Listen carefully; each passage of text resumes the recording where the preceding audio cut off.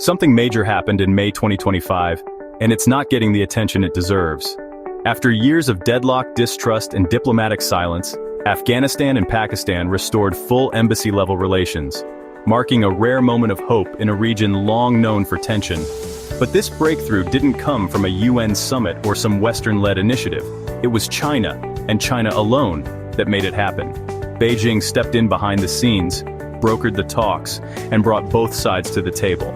It wasn't loud, it wasn't dramatic, but it was a textbook example of modern Chinese diplomacy. Quiet, calculated, and incredibly effective. Please take a moment to like the video and subscribe to the channel. Let's be clear. Afghanistan and Pakistan haven't had stable relations for years.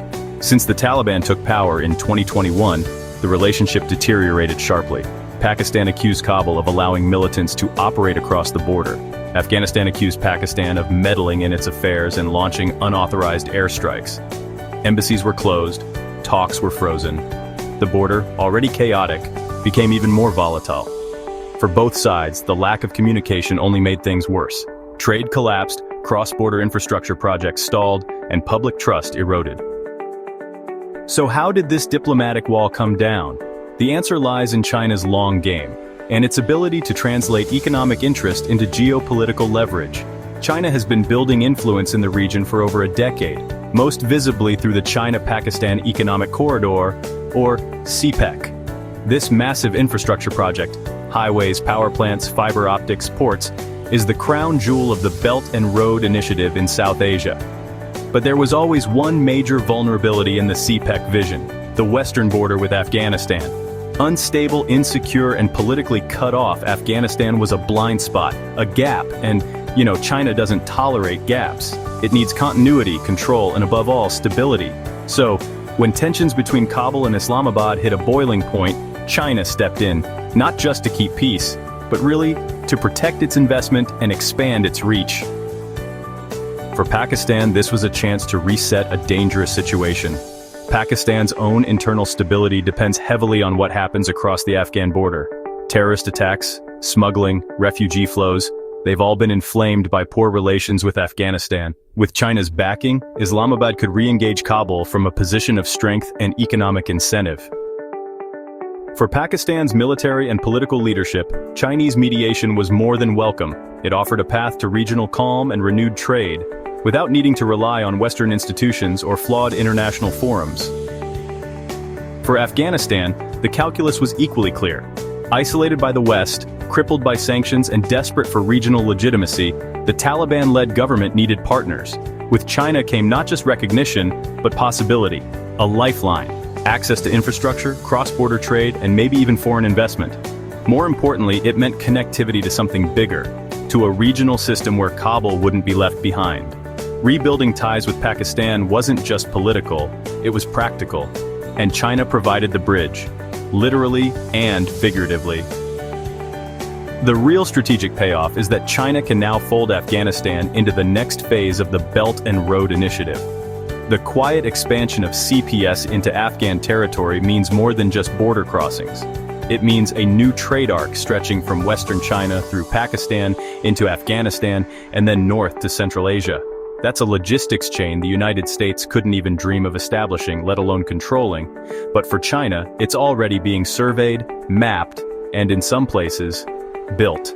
This adds an entirely new dimension to China's westward reach, especially as it looks to connect the Gulf, Central Asia, and even Eastern Europe through land-based trade. And beneath all of this, quite literally, is the mineral wealth. Afghanistan's estimated $1 to $3 trillion in untapped resources makes it one of the most resource-rich, undeveloped countries in the world. From lithium to copper to rare earth elements, it holds the building blocks of the global green economy. With Pakistan and Afghanistan now on better terms, and China as the broker, Chinese companies are well positioned to secure early access to mining contracts and transport corridors. Beijing has already done this in Africa. Now it's doing it in its own backyard, with less resistance and more control. What's more impressive is how China has managed to do all this without deploying a single soldier. The United States spent 2 decades in Afghanistan. $2 trillion, thousands of lives. And when it left, the country collapsed in just a matter of days. China, in contrast, is building influence through diplomacy, trade, and mutual interest. It doesn't need to bomb or invade. Instead, it builds infrastructure, offers stability, and backs it with economic weight. And for both Kabul and Islamabad, that's exactly the kind of power they can work with, even if, they don't fully trust it. This development also gives China deeper access into Central Asia, where it's already active through the Shanghai Cooperation Organization. With Afghanistan more firmly under China's wing, diplomatically and economically, Beijing strengthens its position as the unofficial gatekeeper of the Eurasian interior. From railways to data cables to oil and gas pipelines, this entire region is being stitched together with Chinese concrete, Chinese steel, and Chinese digital standards. And now, the Afghan-Pakistani border is no longer a bottleneck. It's becoming another bridge. And what's left for the West? Not much. The United States and its allies, who once controlled everything from Kabul's airspace to Pakistan's security apparatus, now have no serious presence in this conversation.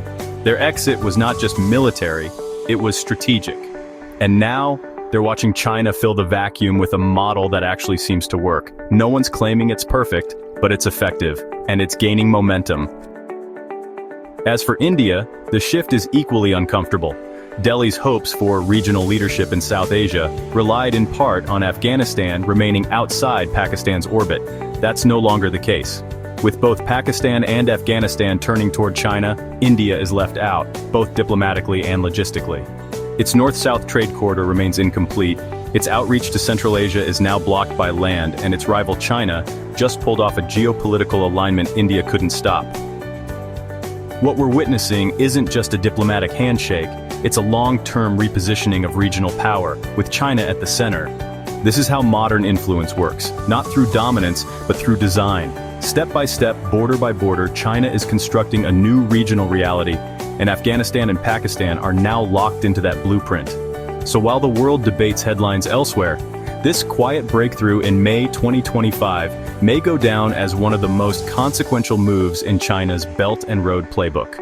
It's a reminder that power doesn't always shout. Sometimes it negotiates, stabilizes, and builds, and that's exactly what China just did. Don't forget to drop a like and subscribe to the channel for more content.